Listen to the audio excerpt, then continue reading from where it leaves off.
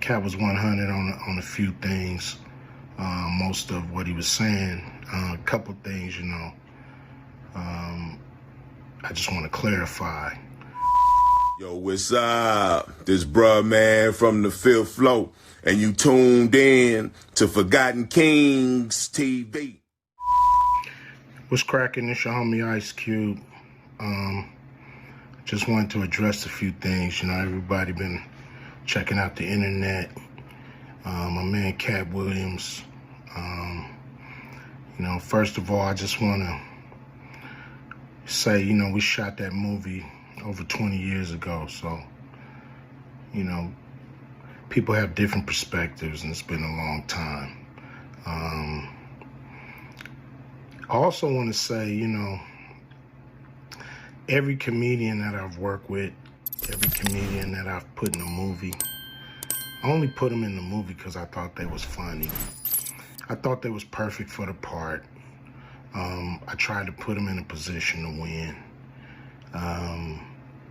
That's what it's all about, I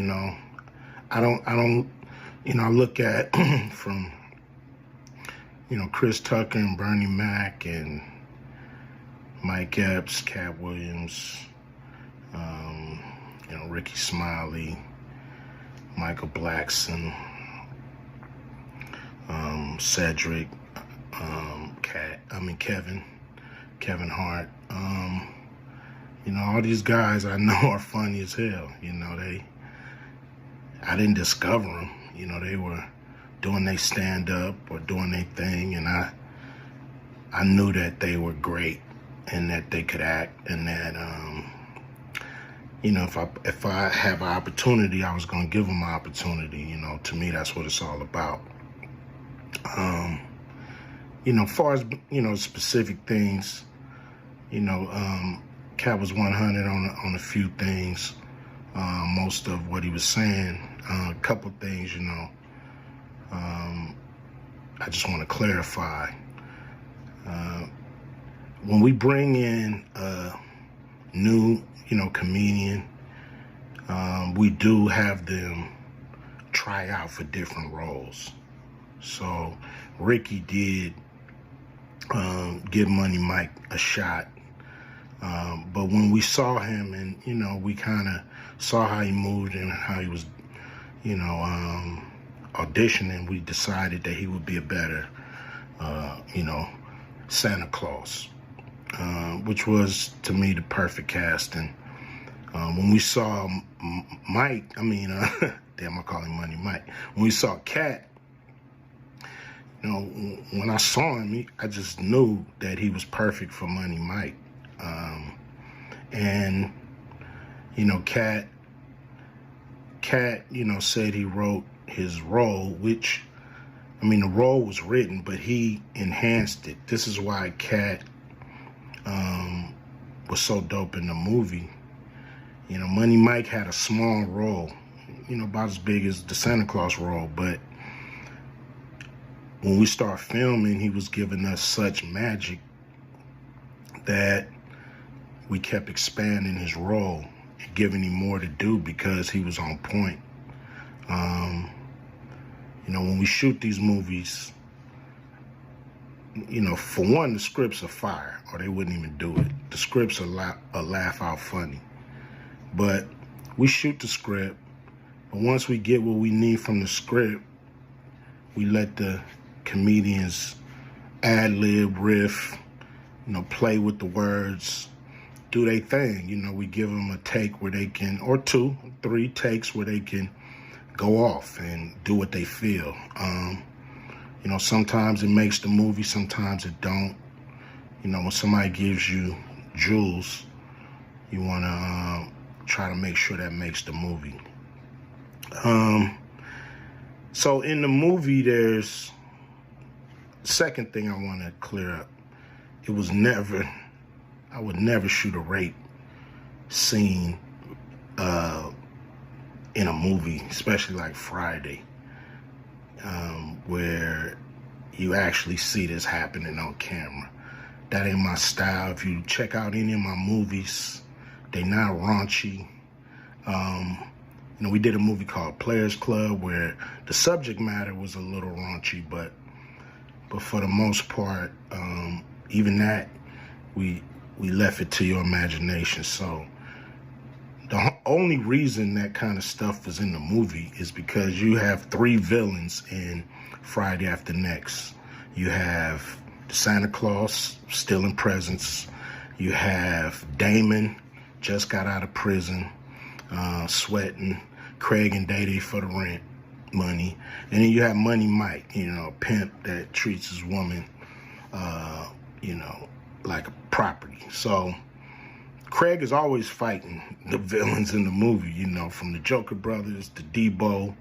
And so we already had Craig fighting Santa Claus. And the only real way to get rid of the other 2 villains was to have them go against each other. And the plier joke was always in the script. You know, it was never, we would never ever show that. You know, that's not my style if you look at any of my movies.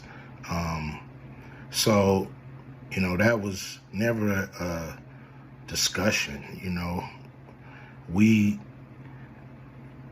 you know, at that point in everybody's career, you know, we would listen to a certain extent, but we wasn't gonna change the movie for any actor. You know, we do what we feel, and if it was a rape scene, it would have been in the movie. It was no reason not to shoot it.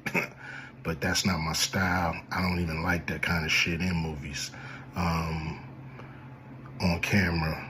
And so, you know, that was, to me, a little discrepancy there. You know, Katt, he wrote a lot of his part because, you know, like I said, he was giving us jewels, so we were keeping the camera rolling. He was coming off the dome. He was coming prepared every day to steal the show. You know, that was his mission. And, you know, that's what he did, you know, with the movie. And it launched his career, you know. And I'm proud of the movie. I'm proud of all the guys who've, you know, come through, you know, a Q Vision production and went on to do bigger and better things. And look, you know, a lot of people are talking about pay and how much they was paid on these movies that were extremely low budget. You know, most of these guys work a couple of days, you know. And when you're doing a movie, there's over 100 people working on the movie that need to get paid. Most of them got to get paid every day. And there's pre-production and post-production. Even after you finish with the actors, you got to pay editors and sound people. And my movies are all about quality, so most of the money go up on the screen. I'm not giving you no bullshit. I'm not giving you no low budget, you know, shit you can laugh at because it's so cheap. So, you know, we try to put all the money on the screen. And so any actor that's mad at what they got paid, you know, just look at what you was doing. Look at where your career was at the time. You know, take a look at where it is now. And Friday has something to do with that, I believe. And I put a lot of people in movies, but they ain't never put me in a movie. So you could take that for what it's worth. You know what I'm saying? I've given a lot of these guys opportunities. And I still act, so I'm waiting for a call. I ain't got to produce everything or write everything. I got love for all the comedians that I've worked with. Got, you know, much love for Katt. You know, he spoke up for me a lot. And I just wanted to be clear and clarify some things. And shit, man. I hope y'all have a good 2024. Yeah, yeah.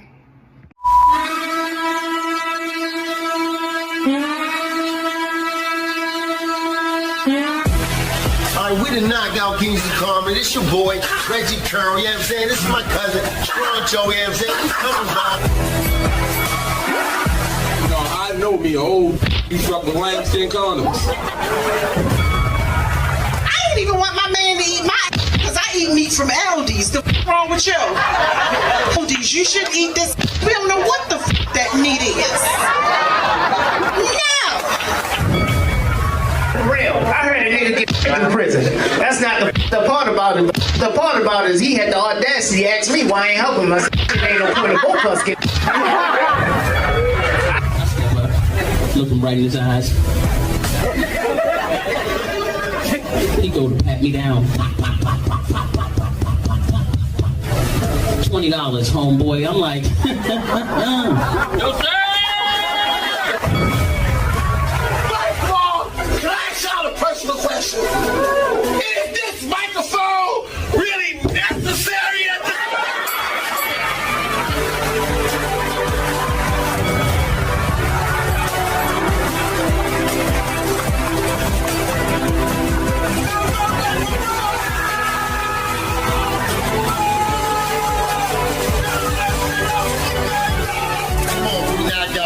Knock y'all with punchline.